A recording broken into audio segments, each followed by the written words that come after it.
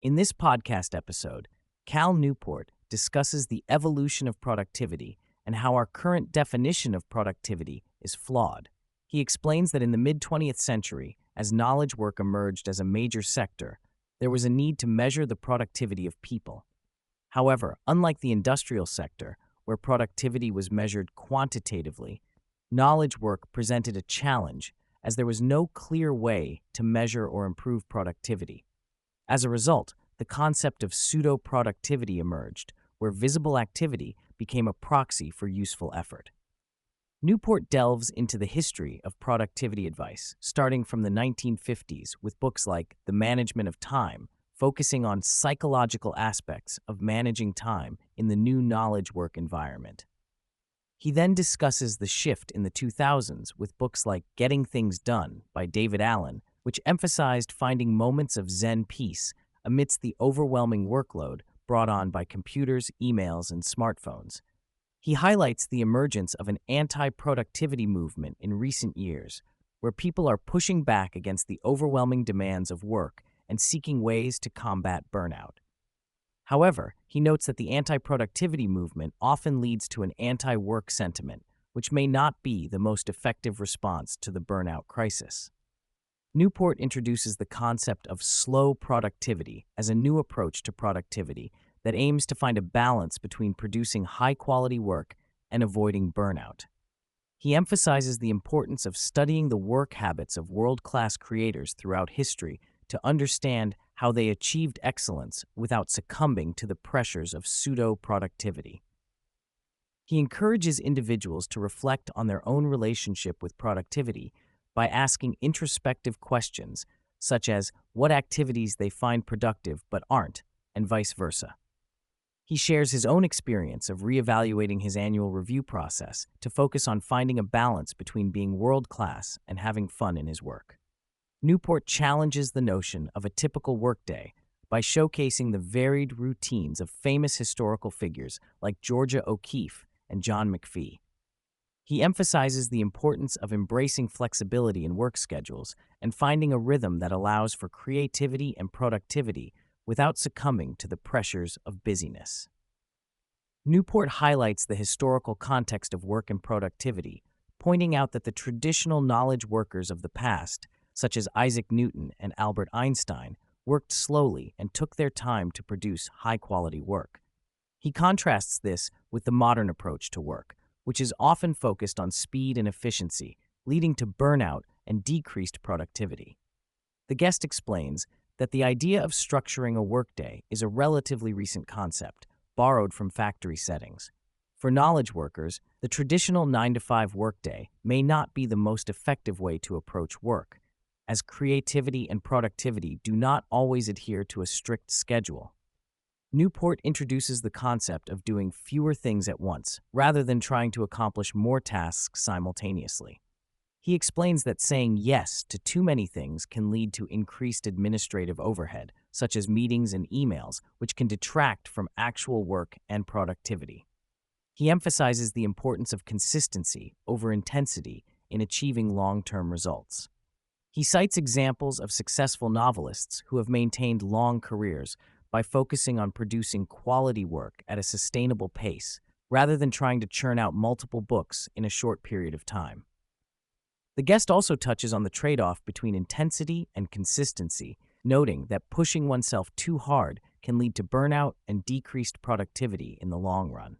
He highlights the importance of finding a balance between working hard and working smart to achieve sustainable success. Newport talks about the significance of having a dedicated workspace that inspires creativity and focus. He shares examples of writers like Brandon Sanderson, who built an underground lair for writing, and Dan Brown, who had a quirky house with secret passageways. Newport suggests finding a space outside of your home to work in, such as leasing office space or setting up a separate area in your backyard.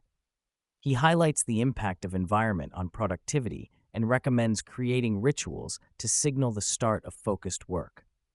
Newport addresses the challenge of people-pleasing and the guilt associated with saying no to tasks. He advises being transparent about your workload and setting clear boundaries. He recommends not giving an immediate yes or no response, but taking time to evaluate your schedule and commitments before making a decision. By communicating your time management system and availability, you can effectively decline tasks that do not align with your priorities. To streamline decision-making and manage incoming requests, Newport suggests using templates and quotas.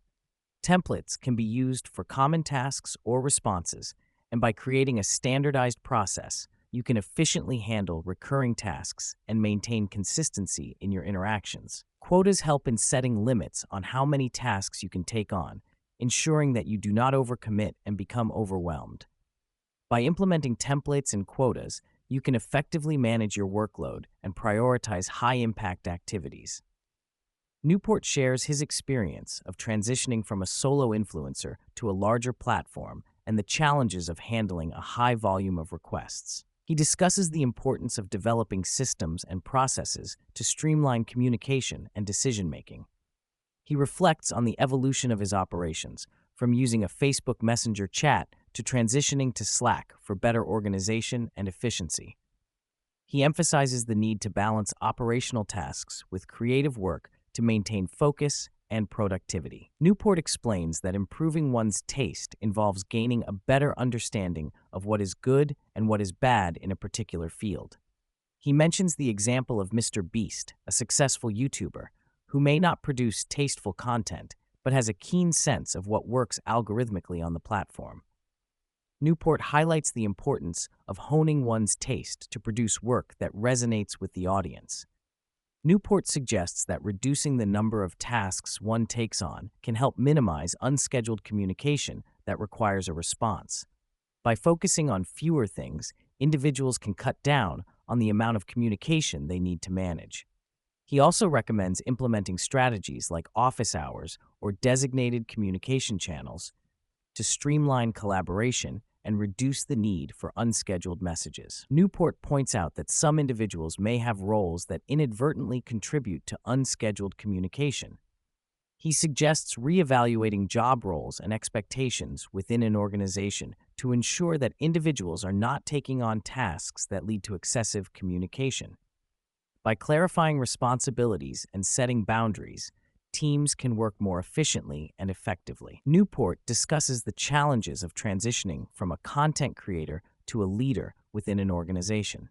He shares his experience of taking on multiple roles within his podcast and the need to delegate tasks to focus on quality and growth. He reflects on the learning curve of managing a team and the importance of letting go of the boy operator mentality to embrace a more mature approach to leadership. Newport addresses the fear of perfectionism and the pressure to produce high-quality work. He emphasizes that perfectionism is a natural part of striving for excellence and that overcoming it is a necessary challenge in pursuing meaningful goals.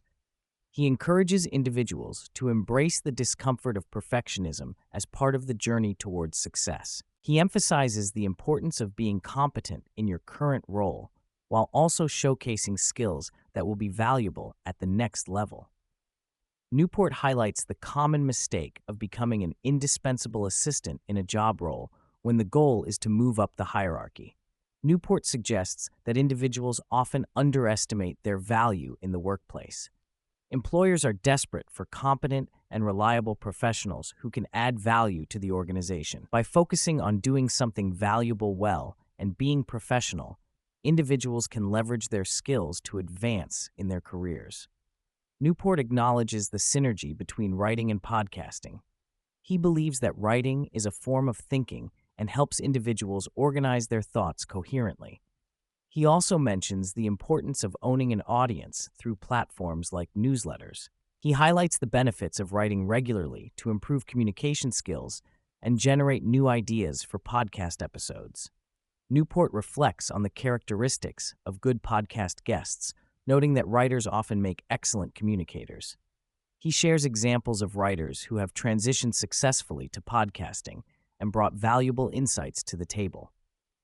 He also mentions that individuals who excel in creating YouTube content may not necessarily be good podcast guests due to differences in communication styles.